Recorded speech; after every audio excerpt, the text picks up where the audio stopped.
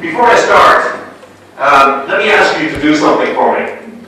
This is the most important part of my presentation. I'll explain why afterwards. Don't worry about it. I won't make you feel silly. I'm going to ask you to do 4 very simple things for me. Would you mind please standing up? Oh my God, I hate my speakers who do this. Put your hand on your heart. If I was home in Ireland, I would say, it's this side. Turn to face the back of the room. So turn around to face the opposite direction. Now be careful with the furniture. So take 1 step forward. So 1 step forward. Fantastic. You're wonderful. Thank you very much. You can sit down. You can sit down and relax. Your part is done. My part begins. This is my boss. He's the founder of my company, Profiles International. And he has what he calls a very hands-on management style. He has what his employees call a habit of interfering in everything. So he will call Arpi or Armina sometime in the next week and he will say, what did McCann do for the people in Armenia? I like my job. Irish people like to talk. This is a perfect job for an Irish person. So now I know that Arpi or Armina can say, in all honesty, she can say, oh, he got them on their feet. He touched their hearts. He turned them around and he got them moving forward. So for 3 months in my career, security, I thank you very much. Thank you so much. I won't talk about who we are. I'll let Arpi and Armina do that on another occasion. I talk about in this economy. I come from Ireland. And if you know anything about Ireland, you know that 40 years ago we were a peasant culture. 30 years ago we started to emerge from that culture and we started to get some success. 15 years ago we became the Celtic Tiger economy of Europe. And 2 years ago we went bankrupt. We crashed, completely disappeared out of sight. So when I talk about this economy, I talk about that economy which is common to Greece and common to Portugal and common to almost everywhere except those people who have oil. So almost everywhere I can say this economy, I mean in a tough economy. And I ask people all over the world, what is the most important thing? What's the most important challenge to leaders? And it's always the same. And it's not just this economy, it's all the time. And that challenge is they must get positive, measurable results. On my part, I have a really impressive title. I'm a manager, and they call me Executive Vice President. What that means is I am responsible for generating income for my company. Every manager is responsible for generating income of some kind for their company. In HR, we're responsible for getting income from the most expensive asset that the organization invests in. If it says supervisor, if it says manager, if it says executive vice president, if it says anything like that on your card, that's what your shareholders, your company owner, that's what you were employed to do to get results. Now, in good times, in our profession, that's easy. Because when we have a problem, we just buy somebody else. In Ireland, when we had difficulty, if a job wasn't being done properly, when there was lots of money, you just hire somebody else. You just keep hiring. And then when the cold weather comes and the economy starts to cool, we start letting some of those people go. Because the company says, I need to make more money every year than I did the previous year. Don't tell me the economy is broke. I don't care. I want 20% extra next year, and the year after, and the year after. So, what do? First, we trim every single cost we can. We make everything as inexpensive. We re-engineer our processes. We look at, we see, there a better way, a more efficient way of doing things? And in some cases, sadly, we lose some of our people. Eventually, after that really heavy diet, because it's like the diet that they put supermodels on, so that they have 0% fat. Eventually, we have 0% fat. And there's nothing else to cut. And so what you're left with is whoever is left on the team has now got to produce for the organization that extra 15 or 20%. It can't come from costs, it can't come from re-engineering, it has to come from those people. And you know what? It will only come from those people if those people want to give it to you. We have a concept you're all familiar with. We talk about engagement.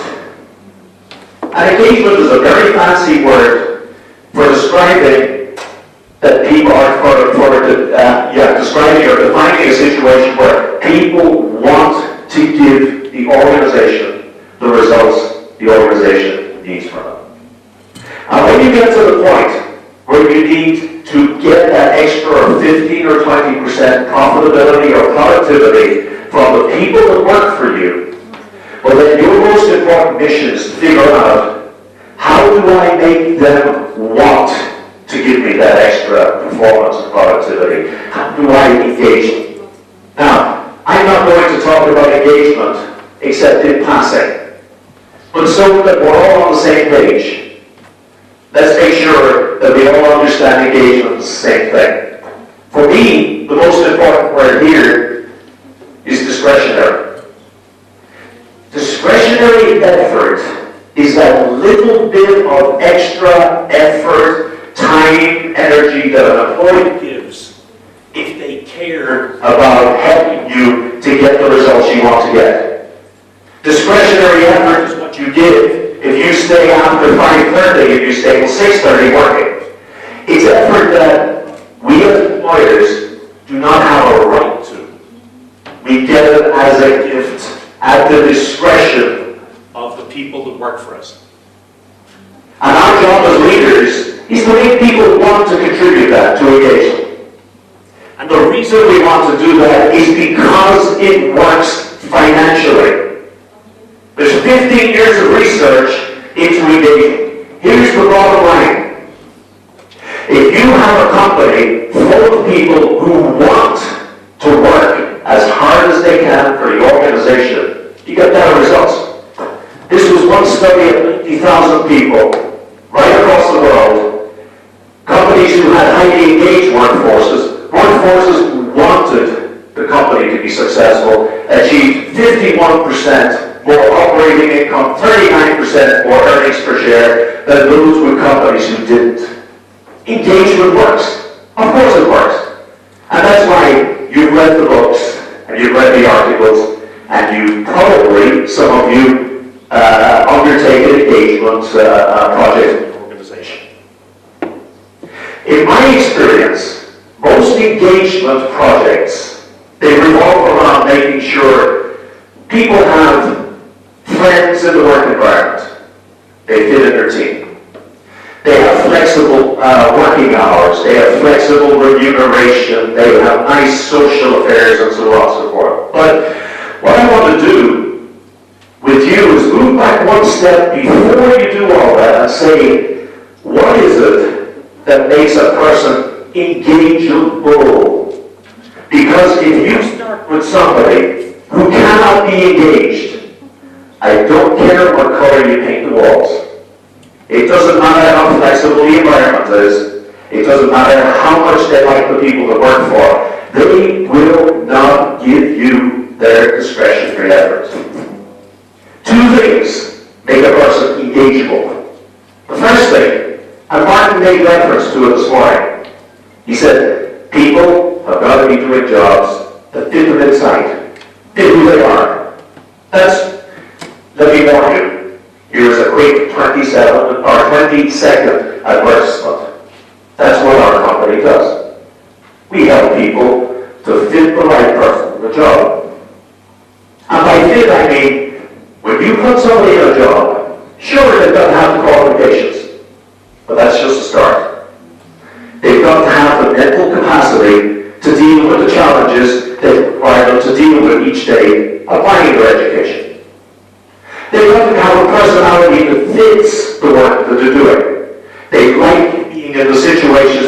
then working with the people that they work with. And they have to want to do the work you're giving them. We assume, because somebody says, yeah, sir, I'd like to apply for a job, we assume that they want to work. A colleague of mine said to me one time, he said 99% of the people who come for interviews, they want the money, not the work. They need the job. You're exactly right. I give you, for example, when we talk about matching a personality to a job. I like what I do. I like standing in front of people. I'm a show-off. It helps my insecurity. But all of the research shows that the one thing that the majority of people in this world fear more than death is speaking in front of groups of people. You see the research. So it means when you go to a funeral, statistically, the person who's giving the eulogy would prefer to be in the woods. Now, you take somebody who has the training to be a great speaker, who has some experience doing that, but who hates the work. What's the difference between what they give and what the person who loves the work gives? You must fit people to jobs. So that's the first thing. And that's not what we're talking about today, but it's essential. You must know the person inside, know the job, and bring those together. So now you've got somebody who has the right qualifications and they fit the job. It's sad, but you can still screw up. Because you can give them to a wrong manager. We did research a few years ago to look at 300 or 400 people in my economy, which at that time wasn't broken, and we surveyed them to find out why are they leaving their jobs. 75% were not leaving their jobs. They weren't leaving the work, they weren't leaving the environment, they weren't leaving their friends, they were leaving the person they worked for. The single most important determining factor in whether a person comes to work engaged or not is the person they work for. And nothing you do can fix it if that relationship is not right. This is absolutely the critical relationship when it comes to engagement. They put it perfectly. This is from Fortune magazine. They do a survey on engaging workplaces in the United States. And they identified the 100 best places to work, the 100 most engaging workplaces. And they said, an engaging workplace comes down to 3 relationships. They said the first one is the relationship between employees and management. If it says manager on your card, if it says supervisor, if you have people reporting to you, that's your responsibility. They said it's between employees and their jobs and their company. If you're a manager or a supervisor, you are the company to the people that work for you. They don't separate it. You're either the company, you are the experience of the company. So again, the second relationship comes back to the leader or the manager again. And the third is the relationship between employees and the rest of the people they work with. And who is the only person who can oil the wheels of that relationship? The person who leads the group. At the end of the day, engagement stands or falls on the extent to which the leader is engaging. We do too little work on making sure our leaders are engaging. What we try to do is fix the people who we think are broke because they're not engaged. It's not their problem. Now, when things started to go from here to here in the Irish economy, happily in some ways, it went there in the American economy and the Greek economy and everywhere. So we didn't feel quite so special. And at that time, we went looking for research that said, what is it that makes a leader engaging? There is none. Or at least before we did the study I'm going to talk to you about, there was none. All engagement research was focused on fixing people after they became disengaged. So we started the biggest study ever done on what makes leaders engaging. And what we started was a very obvious place. We started looking at those leaders who had a very high reputation for being particularly engaging, for getting results from the people that nobody else could. This gentleman up here, I'm sure you know his face, Steve Jobs, he was notoriously difficult, but he was also notoriously inspiring. His people saw him almost like a messiah. They followed him through the desert to a great success of Apple worldwide. I'm not sure if you know this gentleman, but the British folks, this is the head of Virgin Atlantic and Virgin Records. Oh God, his name is gone from me now. Richard Branson, thank you. You see, Armin asked me before I came up here, she said, you do a lot of speaking. Do you still get nervous? I said, oh, absolutely. If you don't get nervous, you get bad. And when I get nervous, my mind goes blank. But I know who this is. Mary Kay Cosmetics. Give that lady a look. Mary Kay Cosmetics. Pierre Amidor from eBay. What about this lady? Isn't that amazing? Every country in the world I go to, they know Oprah. Oprah has built an empire on her ability to engage people through media of a size that if she wanted to, she could write a check and fix Ireland's economic deficit. She has a net worth into the 30, 40 billion area. And what is it she does? She engages people. So we started looking to see, what do they share in common? What is it that these people do that others don't? What can we learn from them? You've heard of Archimedes and the Eureka moment where he jumped out of the bath and ran down the street with no clothes on. Well, we didn't do it with no clothes on, but we had a Eureka moment. Because when we started researching all of these people, and in the book, all of the research was published in this. In the book, we looked at about 30 of these folks, and we used them for the basis of our research. And when we started looking at everything that was written by them and about them and how they managed people, we realized that when we looked for engagement, which you and I define as a heightened emotional connection that an employee feels for the organization that makes them invest or exert greater discretionary effort. When we found people who were leaders who got that from their people, we found that other people always used another word to describe them. They said they're charismatic.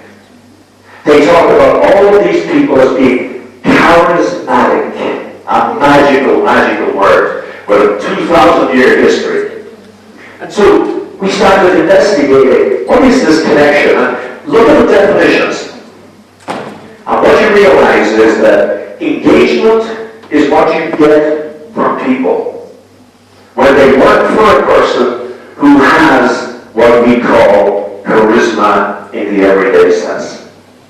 If you've ever worked for a leader for whom you put in extraordinary effort, I bet if I asked you to describe her or him, you'd say they have a certain charisma, a certain charm about them. And so we got two benefits from this. One, it gave us another place to research, but two, it gave us a much sexier title to the book. Because charisma will sell on a book, engagement won't really. So we undertook the largest study ever done to try and figure out what is it that people would call the charisma that a leader has. Now, if you go back 2,000 years to the ancient Greeks, or maybe further, you can imagine two of them sitting down at one stage, and they're talking about one of their leaders, and they're saying, God, she can get such results from people that nobody else can. She really gets them inspired. They want to do things they do for nobody else. What is it? And you can imagine somebody saying, oh, she's a great presenter. Yeah, but it's not just that. Oh, she's very nice to us. Yeah, but it's not just that. Oh, she's friendly. Yeah, but it's not just that. And when they exhausted all the possibilities, they said, darn, it must be a gift from God. And they called it that. Charisma comes from the Greek word charism, which means gift from God. And that is the greatest excuse that leaders have to the modern day for not engaging your people. Because we tend to say, oh, you're either charismatic or you're not. You're either born that way or you're not. We didn't believe that. But the first thing we had to do, because we weren't interested in Johnny Depp or Angelina Jolie type charisma. Oh my God, you're such a wonderful guy. We were really interested in that particular sort of commercial charisma that leaders in business have that engage people. So before you research anything, you must define what you're looking for. We called what we were looking for leadership charisma. And we said from the outset, charismatic leaders, leaders who have leadership charisma, build an energetic and positive attitude in others, and they inspire them to do their best. We said they create a common sense of purpose where people are more inclined to invest extra energy and even some of their own time to the work. We said they create a work environment where people are emotionally and intellectually committed to the organization's goals. We did not believe this happened as an accident or as a gift from God. We believed right from day one, people who get these results do something different. And we wanted to know what that was. Now, we started the largest study ever undertaken into engagement and the role that leaders' behaviors play in that engagement. We looked at 40,000 leaders right across the world. Now, it's easy for us to do that.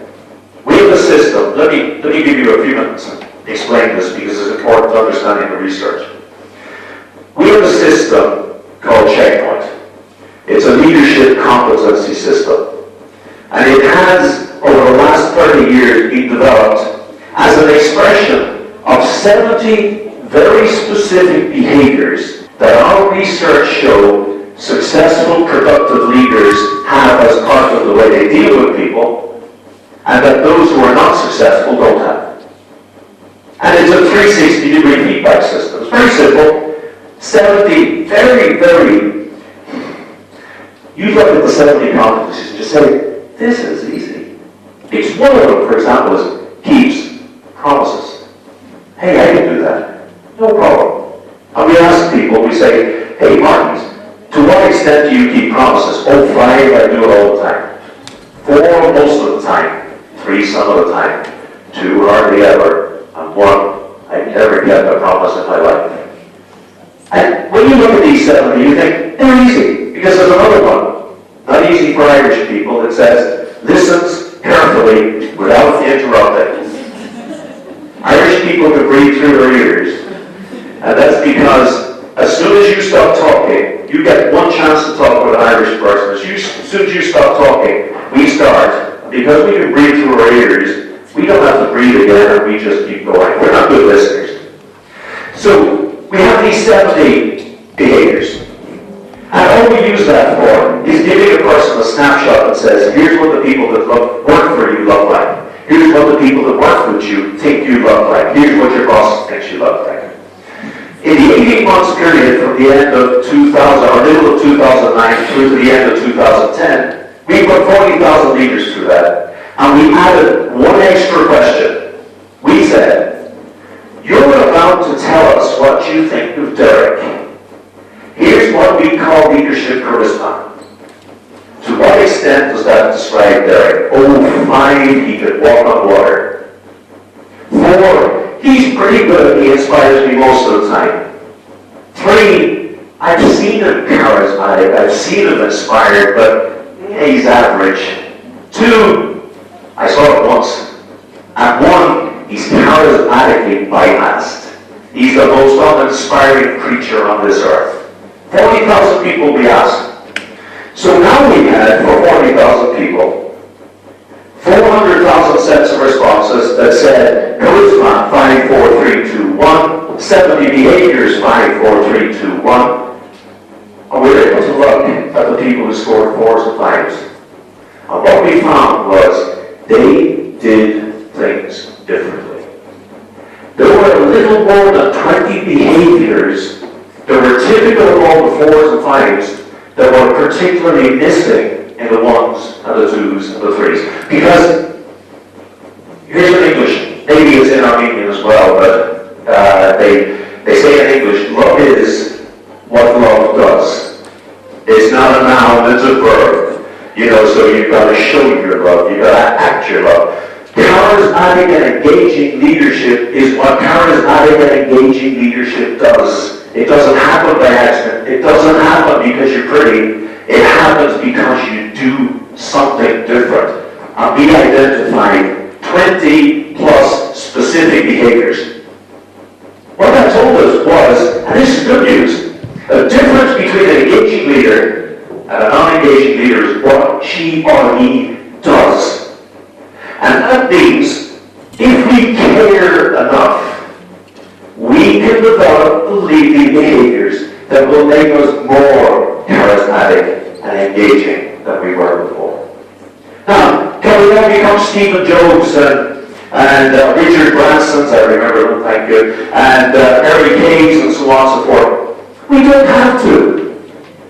There's a great story, it's an old story about the two guys who go to Africa selling running shoes. And they're walking through the savannah on one occasion, and they see a very hungry lioness, because the lions don't hunt. The guys just sit there and wait for the women to bring it in. A very hungry lioness running towards them, and one of them calmly sat down and started tying on his running shoes. And the other one said, "You're wasting your time. You'll never outrun her."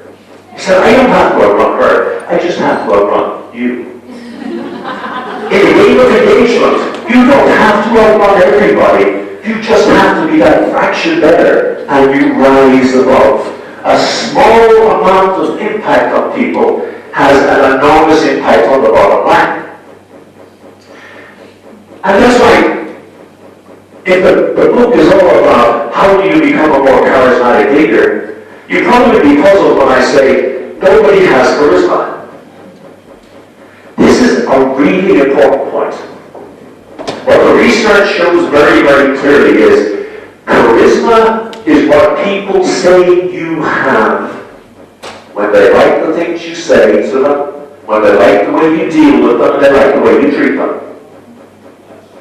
Charisma is a perception that other people have of you. It's not an attribute. It's not like your height or your eye color. You can't take it from one job to another job. And in fact, you could be working for the head office of one job, and you are the most charismatic manager in the company. You've got everybody engaged in the palm of your hand, and the competition comes along and says, "Boy, I want him." And they take him and transplant him, and they say, "Right, do your stuff."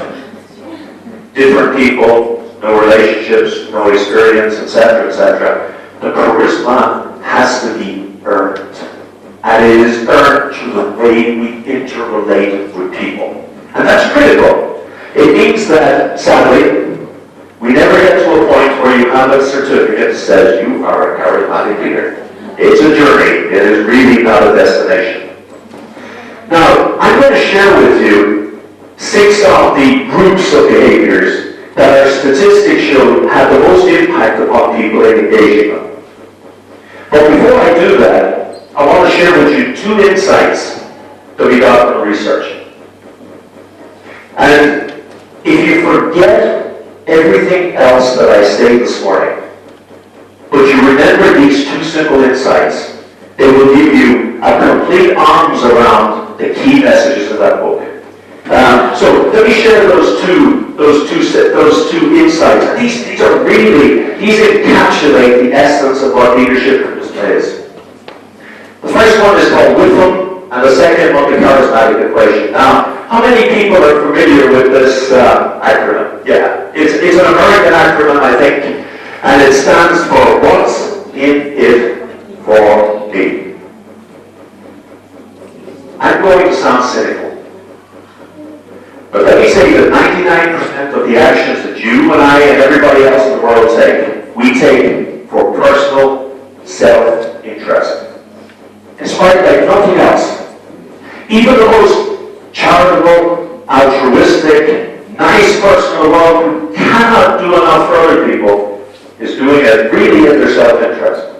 Because they have a drive that says, I have to help other people. And they don't feel good after they do that. If you're one of the team that was on slide 2, left in your organization, and the organization says, okay guys, beginning of a new year, great opportunity to drive the company forward, I just need 15-20% more productivity from you. Their hands do not go out physically, but in their mind they go, what's in it for me? People engage with leaders only when there's something in it for them. And that's a critical point of understanding. They don't do it because they like the person necessarily. They don't do it because they feel they should. They certainly don't engage out of duty. They do it because of self-interest. And we'll look at that in a moment. The second one, this is a tremendous principle. We call it the charismatic equation. One of the guys who founded our company, his name is Jim Servascu, and he was a co-author on this. In 2010, about 4 months into the book, he died very unexpectedly. And Jim was one of the most charismatic people you will ever meet in your life. You know these people who, when they walk into a room, it's almost within minutes they kind of live it up. And when you deal with them, it just brightens your whole day. Now, Jim would stand on a stage, and on many occasions, as part of a talk, he would describe himself as a short, fat, ugly little man. And it was a perfect description. He was no oil painting. But Jim instinctively understood the charismatic equation, because every time you dealt with Jim, whether you spoke with him for 3 or 4 minutes or not, you went away feeling better. Or you went away doing better. So either you went away more optimistic because he said, hey, you're doing a great job, and next year you're going to be our head of X department or whatever. Or you felt more capable because he shared some of his knowledge with you. But either way, when you walk away from somebody who's an engaging leader, you are net positive. You have more in your internal bank, if you like, than before you met them. And that's critical. So leaders, who are engaging leaders, are either instinctively or consciously aware of the fact that every time they interact with their people, it has to be an experience that raises their positivity, makes them feel better about themselves. Now, I manage a team across Europe of 26 national directors, our country managers. And occasionally you have to do a little bit of this. You've been a bold boy, don't do it again. And of course, it's not all roses and sunny skies when you're a leader. Sometimes they walk away and they're not very better. But instinctively, charismatic leaders understand on those occasions that are not about discipline, people should go away more positively charged. Now, let me take those principles and share with you the 6 groups of behaviors that our statistics show have the most impact upon a leader's ability to engage their people and get superior results. First one, be a beacon of positivity. Now, when I say this to people, they think I'm talking about positive thinking. Happy, clappy.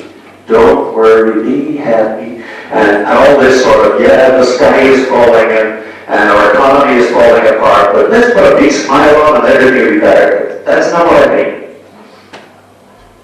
I'm going to try this. I got worried overnight. Oh no, that's not enough. But do an experiment. How many people or who can tell me for 20,000? Can tell me for 20,000 why I say that 2.9013 is the single most important number for any leader who wants to engage and impact positively the people that work for them. 20,000. 10, 9, 8, 7, 6, 5, 4, 3, 2, 1. Okay. In Greece, about 3 months ago, a young guy in the back of the room put his hands up. It's the first time in 2 or 3 years. He said, "Hey, Deiric, that's the Lostala line." And I said, "Oh crap," because I was holding 50 euros. It's a painful experience. I swore I'd never do it again. But here's my point. When you go to research a book like this, you discover that sitting on the web, there's 10 or 15 years of research done into the fields that interest you that hasn't yet found it into books. There's 10 or 15 years of techniques and approaches that you will not find yet published because it's still developing. And the research by a gentleman called Marcial Losada is part of that research. And what he researched was the impact of the positivity-negativity ratio in the workplace. Now, Losada, I met Losada for the first time 3 weeks ago in Romania at a conference. He was speaking at the same one as I was. And I've been talking about his work for about 6, 7 years. He's been doing it for about 15 years. And for me, it was like meeting a rock star. He's a short, gray-haired man, about 15 years older than me. He was kind of, "Oh, Mr. Losada, can you sign? I'll never wash my hand again if you sign it."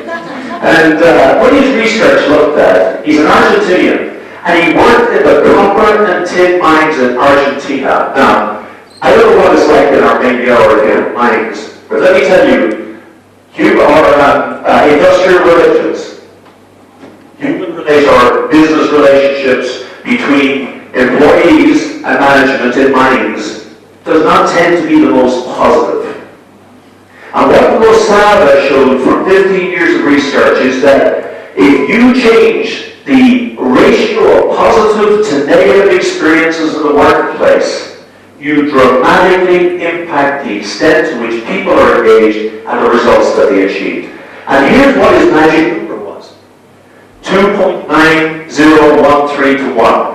His research showed that in order to be an engaging work environment, a person or the people who work in it must get 3 times more positive messages, interactions, experiences than they do negative. And that's for historical reasons. Have you ever noticed that in every field of human endeavor, we give more attention to negative events than to positive events? The newspapers never say 17 cuddly rabbits born today in Yerevan. It's usually 27 kids went off a cliff and were horribly born to pieces. And that's because to survive way back in prehistory, we had to be very aware of negative happening in our environment and react to them quickly. And so we're wired. We give 3 times more attention to negative events than we do positive events. It means in your workplace, if the ratio of positive to negative falls below 3.1, creativity dies, relationships break down, and it's a completely unengaging environment. Now, his research is now being applied in marriage counseling. I want you to think of the last time that you fell out with your husband or your wife or your boyfriend. Think of the last time that he did something that you really felt, that's just not nice. When he did one nice thing after that, did he get back in? No. After 2, you were warming up a little bit. After 3, yeah, okay. You're neither bad nor good, and when I got to 4, we're back to normal. That's human relations. It's exactly the same in the workplace. What his research clearly shows is that you should be targeting somewhere around the 6 to 1 ratio. Because when that happens, people work in flow mode. Are you familiar with the concept of flow mode? There's a Hungarian researcher, and I can never say his name, so I won't. But flow mode is the sort of experience you have if you ever sat into your car, started the engine at work, and suddenly stepped out of your car at home, and you stopped and you said, how did I get here? You were working in flow mode. You weren't thinking about the journey, you were paying attention, but you weren't engaged with that journey, you were engaged with something else. People, when they engage with a job, don't make a decision to give you 50, 20, 30% discretionary effort. They get locked in to a comfortable, positive environment where they work in flow mode, and suddenly they say, oh my God, is that the time? Oh my God, 6:30, I better go home. No, you know what? Let me just finish this. Engagement is about people getting people into a mode where they operate in flow. So that means for the leaders that you hire, for the leaders that you put into jobs, and for the leaders that you develop, their sole or main role should be to focus upon ensuring that that ratio stays up high. Now, unfortunately, when things are tough, people come to work, and if they listen to the news, they're already down here.